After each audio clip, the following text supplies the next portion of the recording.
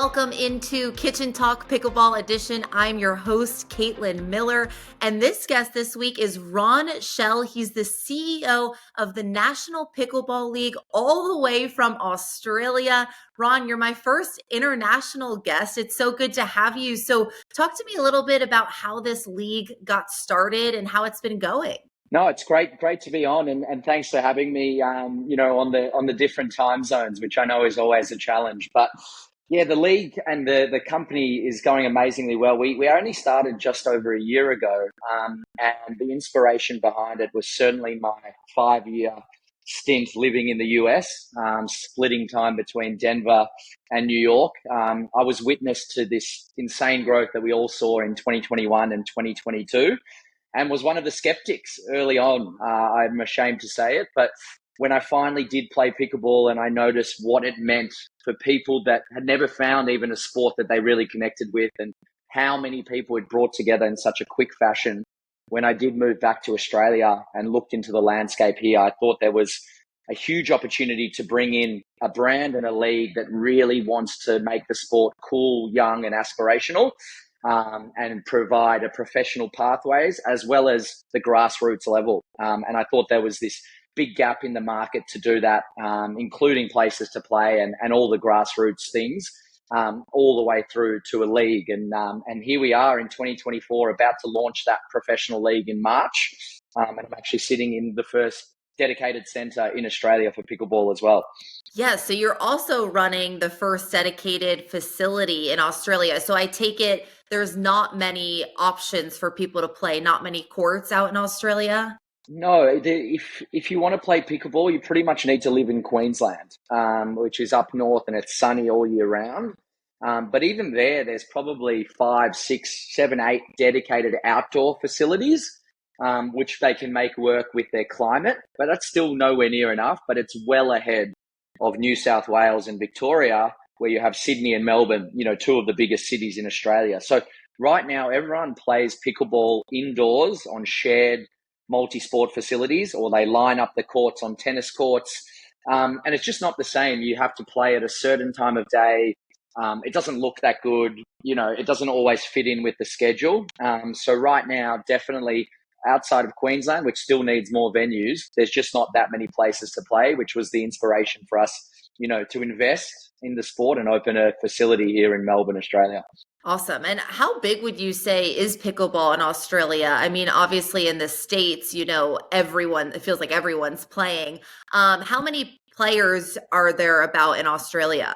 So it's hard to get statistics because the sport barely exists and doesn't have, the backing, I guess, of time and of all these organizations that are looking into that data. But the latest estimate as of December last year was approximately 30,000 people participating in the sport, which is only about 1% of the country. So still quite small. In saying that, that's probably doubled or tripled in a year. So the recent growth has been huge, but what we want to aim for is we want to get about 4 to 5% of the country, playing, which would be about 1 million people over the next 3 or 4 years, and that's when it will really take off as a sport. So 30,000 right now, but I think that will be a significantly bigger number by the end of 2024. There's a lot more centres, leagues, tournaments, and investment coming to Australia. Finally, everyone is seeing the light bulb pop up in their head, and they're seeing all the US facilities and the US growth and thinking, why can't this be a thing? So I think although it's quite small and recently has grown a lot, I think by the end of the year, we'll be in the hundreds of thousands of players. Yeah, that's awesome. And here in the United States, we have the PPA, APP, MLP. So how will National Pickleball League in Australia, kind of what format will the tournaments be and how will it work? Yeah, so it's a pretty blank space right now. There is us and probably 1 or 2 other major tournament providers. One of them actually doesn't have prize money and the other one does, and they're both very new like we are. So I guess what we're trying to do is offer a dedicated Australian-only league with really significant prize money that actually highlights both disciplines of the sport. I think one of the biggest things I learned, or I took in from a field trip to the US last year, I went to a PPA tournament, I went to an MLP event in Atlanta, is that I think there is a huge room to bring singles back into the limelight a bit while not losing the focus on doubles. So that's a big part of what we're trying to do at the top level for NPL Season 1. 50% of the league is singles, 50% of it's doubles, and you still play in a team of 6 people. That's at the very top. Then we have about 5 tournaments throughout the year in major cities of Australia that has all your classic singles and doubles formats, very similar to the PPA.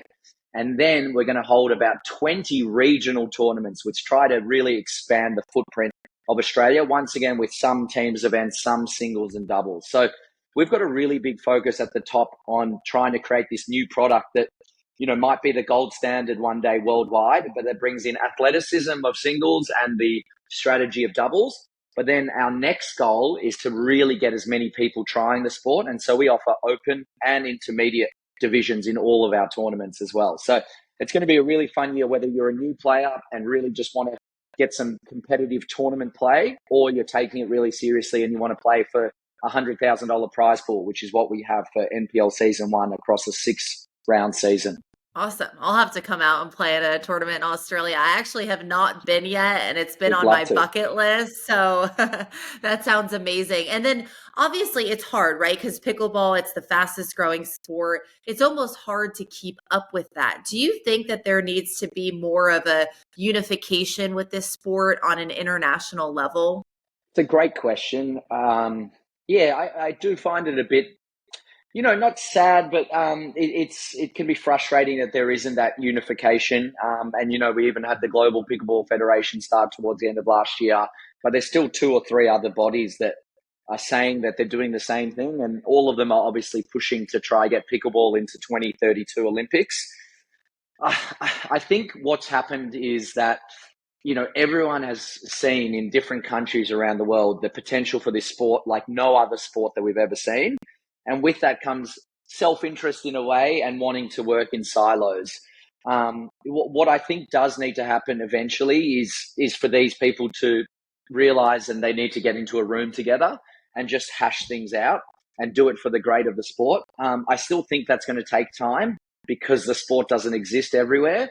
But I hope that happens, over the next 2 years so that there can be a unified approach towards that Olympic game aim, because I think a lot of people were disappointed about LA 2028. You have flag football, you have all these other sports that made it. But if we keep fighting in the international scene, there might be a risk that 2032 misses as well. So like everyone, the simple answer is yes. I think people need to step up, take a step back first and get everyone on a call or in a room together and understand how we can move forward. And I hope that happens sometime in 2024. And what do you think the likelihood is that pickleball could get into the Olympics for 2032? If you ask me right now, I honestly think 50-50. It should be 100%. But to the question you asked before, there has to be unification at the top. And until there is big unified committees like the International Olympic Committee are not going to look at a sport and think that it is professional because they can't even have one set of rules or one set of decision makers. I think it's growing too fast for its own good. We've never seen anything like it in our lifetime. Like all these new sports have come along in the last few years, but they all reach a ceiling. What we've seen in the US, 1 in 5 people participated in the sport last year, or 1 in 6 people. That's just never been seen before in a sport. And with that comes a lot of commercial opportunities. And I think that's clouded some of the things that are best for the sport. So I'd say it's a coin flip right now for Brisbane 2032. And like you were saying, it's trending right now. Everyone's playing. Do you think pickleball is here to stay? Yeah, definitely. I think you only have to look as far as when you bring a group, like we hold corporate events and large social events at our venue. And there is such a disparity in skill level between these groups of people. There's a disparity in ages and genders. And when you look around the room, out of, let's say there's 100 people, 95 people are able to play in some capacity and enjoy themselves and walk out with a smile. We've had so many people come up to us and say, you can't do this with tennis, you can't do this with basketball, you can't do this with any other sport. Just that fact alone, that you actually can target 100% of the market, means I think pickleball is 100% here to stay. What is very interesting is what is going to happen in the professional sense of things. Even people who love playing pickleball don't all watch pickleball. And so that's where it becomes a very unique sport. So who knows what happens down the professional line, but in general, in terms of a sport that will be here to stay, I think this will be one of the most popular sports in the history of Earth over definitely our next 50 years. And that is an interesting point that you mentioned. It's like not everyone necessarily watches the sport on TV or even just like pays, like Wimbledon, people will travel across the country and go, or the US Open, and people don't necessarily do that yet for pickleball. Do you think with your league, do you plan on broadcasting it, like having it on television to try to get more people in your country to watch the sport? Absolutely. I think you have to give that a go when you have potentially such a large amount of eyeballs. So we're going to stream and broadcast the National Pickleball League. And I think that's why we've decided to go down that route of trying to bring all the disciplines of the sport and actually shorten it. So we don't want people to sit there and watch 8 hours of pickleball. There is no other sport in the world that expects you to watch as much pickleball or as much sport at the top level. Most games of sport finish in 2, 3, or 4 hours. So our vision with NPL Season 1 is how do we mimic what's already happening with other sports and provide a really short, punchy, high-quality product to give it the best opportunity to potentially be a mainstream sport that people watch. And for those in the US and other countries, I think that's going to be interesting, is that maybe the quality of Australian player isn't up to the US player, that's for sure. But the type of format that we're bringing in is unique worldwide. And I hope, being a sport addict myself, I hope it's something that leads to a format that might bring in the casual observer. And what that might do, Caitlin, is actually give an opportunity for the sport to grow from an eyeballs perspective. So yes, we're going to stream and broadcast, and we're going to see in the data what sort of people watch once, what sort of people stay for an hour, do they stay for the 3 or 4 hours, and see if we can deliver a product that actually becomes sticky. Yeah, no, that's smart. And the interesting thing too, and I'm sure you've kept up with it, is like, the MLP and PPA went their separate ways. Now they're coming back together to merge. Is that something Australia is dealing with? Like, do you guys have different leagues, or are you the first? And so you can kind of have that unified professional tour in your country? Another great question. So, look, we are the first to do it in Australia, but there is another league here as well that is trying to do a similar thing, and it's not unified just yet. That's the honest answer. What I think will happen with everything that's happening in MLP and PPA is that we'll realize very quickly, and we believe this, that unification actually really helps the sport and actually helps individual entities as well, because you actually create a schedule and a product that provides different things for your wider customer base, as opposed to being like, hey, we have two things, they're at the same time, you need to pick one or the other, it's us versus them. So look, we're at 3 years behind the US. So in the end, we just need to provide a lot more tournaments and a lot more leagues. So it's great that we actually have the very first Australian-based professional teams league. I think by the middle of the year, and we do work with the other providers to make sure there's no schedule clashes. By the middle of the year or end of the year, I see there being an even more unified approach so that we don't have, what happened with MLP and PPA. And they're still at a standstill, on the 22nd of January for us in Australia, that people don't know what happens. And that's not fun for the sport. So we're going to try avoid that in Australia and make it a really, really connected tournament and league schedule. For now, we're the only one providing a teams tournament that's actually fully based in Australia. And so we don't have competition on that front. And we're going to focus on growing that from the grassroots across all cities in Australia. As the industry grows here, with new players entering, we're going to get on the front foot and make sure, let's say in 2025, there's clear spaces for each league. They each offer something different. And most importantly, players can choose to play in all leagues if they want.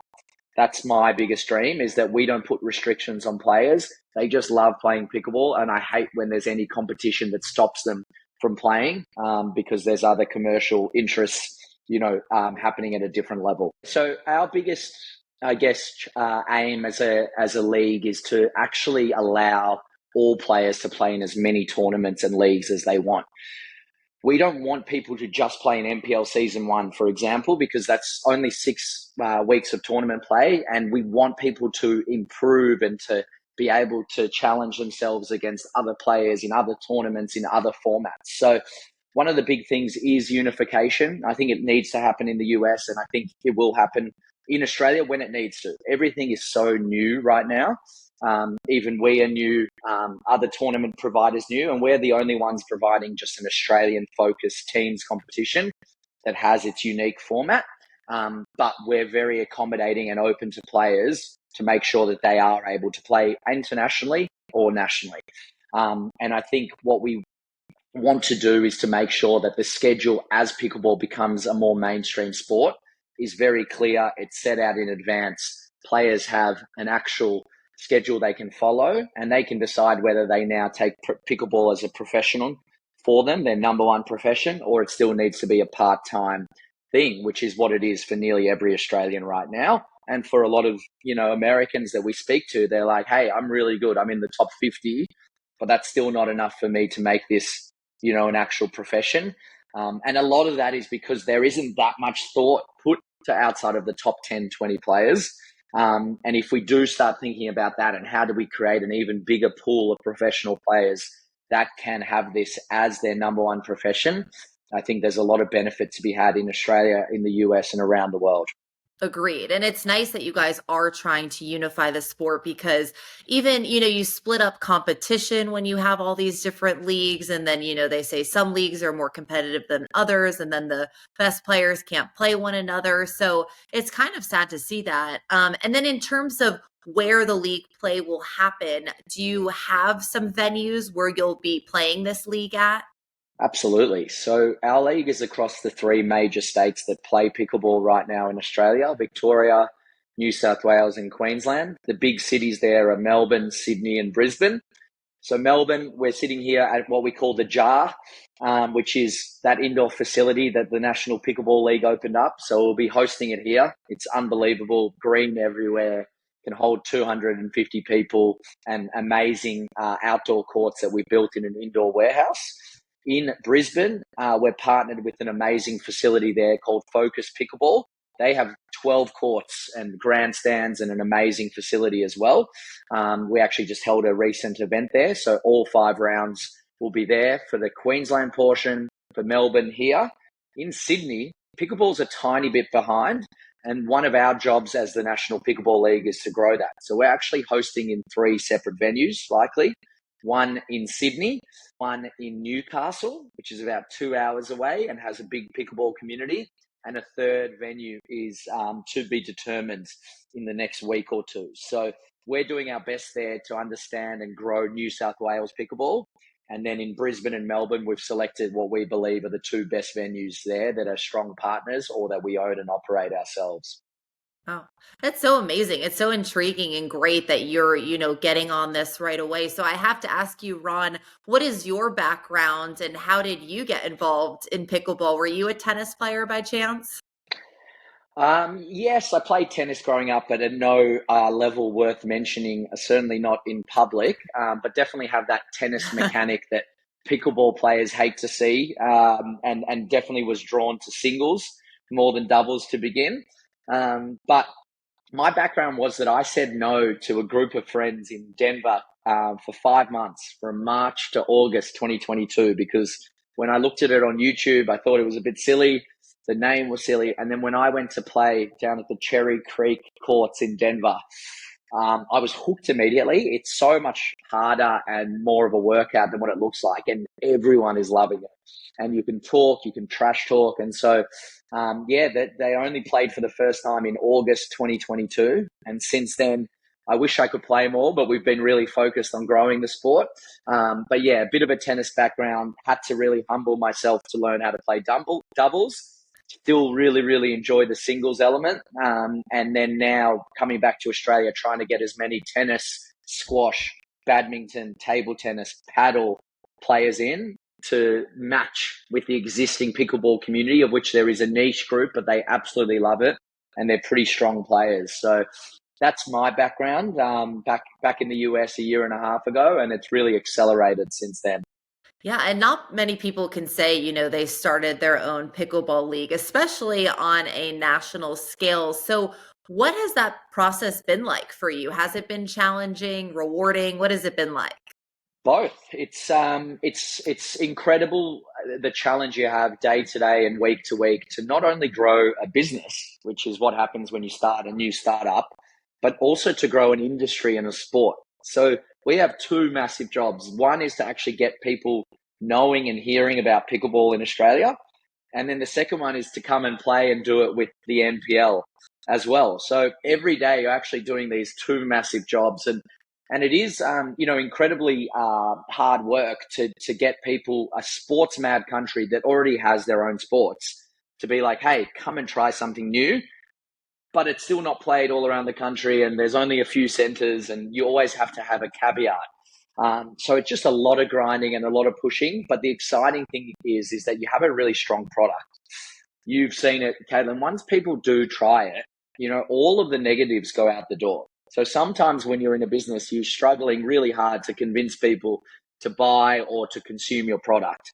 The beauty of pickleball is that if you can do a great job marketing it, if you can provide really great experiences for people to try the sport for the first time or the second time, you can then create repeat customers pretty easily because the product you're selling is really strong. So the challenge is immense, but the opportunity equally immense. It requires special people. We have an amazing team. There's 4 others that started with me, the National Pickleball League.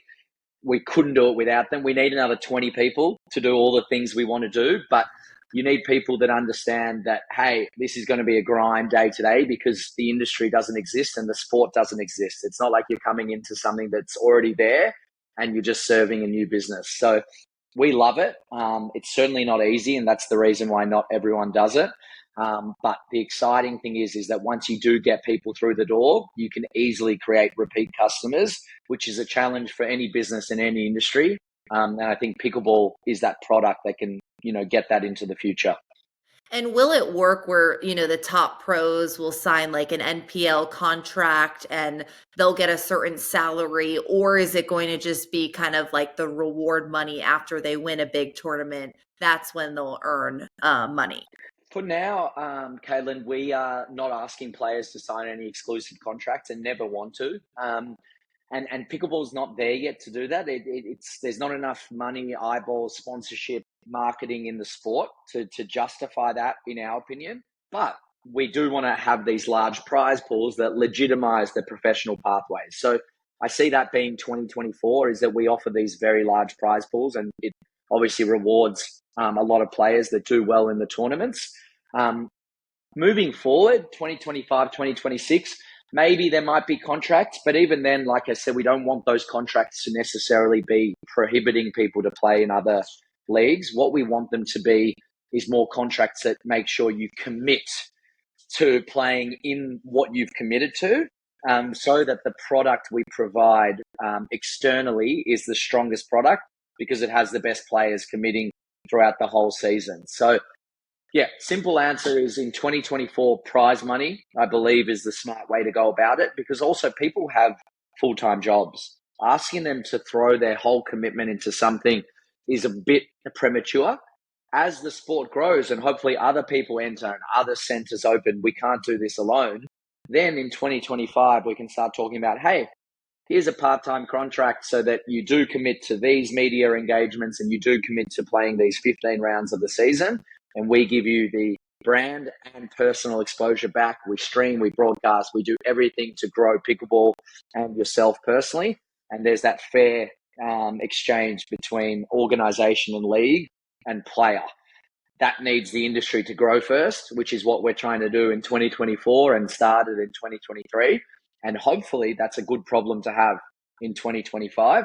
But for now, prize pools of the 100,000s that we're offering is an amazing carrot for pickleball in Australia.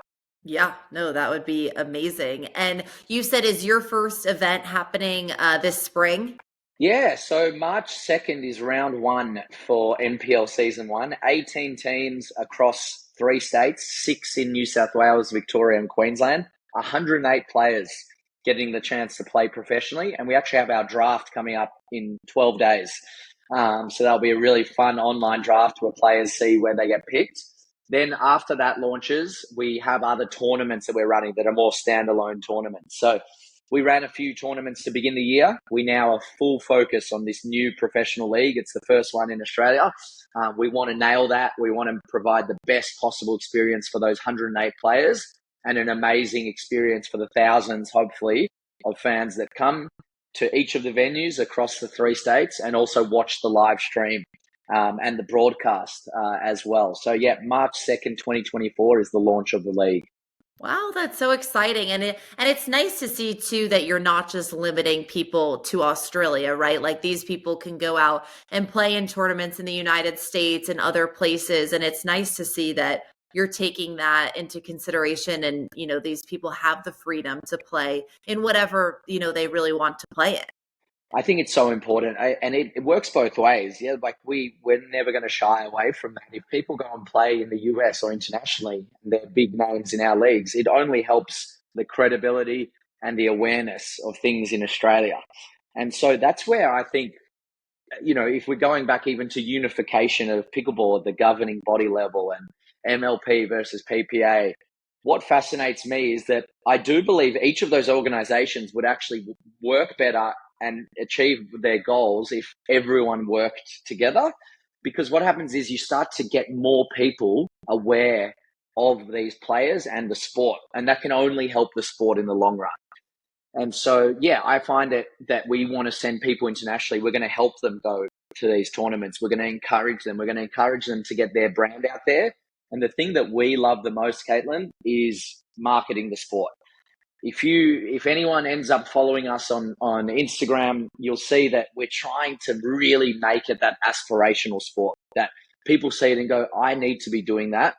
I'm seeing these tennis players down at the Jar in Melbourne. I'm seeing people having fun. There's people doing Prosecco and pickleball. There's these amazing people playing in the professional league, but then there's also people that I can relate to coming there and playing socially and then improving enough to play in tournaments. So we want it to just be a lot more open and less people working in their own silos, whether it's in Australia or around the world. And that only benefits everyone. And we're excited to play a big role in that by making it such a fun thing that everyone, nudges their friend and goes, hey, have you seen what the NPL are doing? We should really get involved with that. That looks really fun. Yeah, I love that. Well, Ron, this is so exciting. I can't wait to follow National Pickleball League and see it grow. Thank you so much for joining us, and stay tuned to see who will join us in the kitchen next time.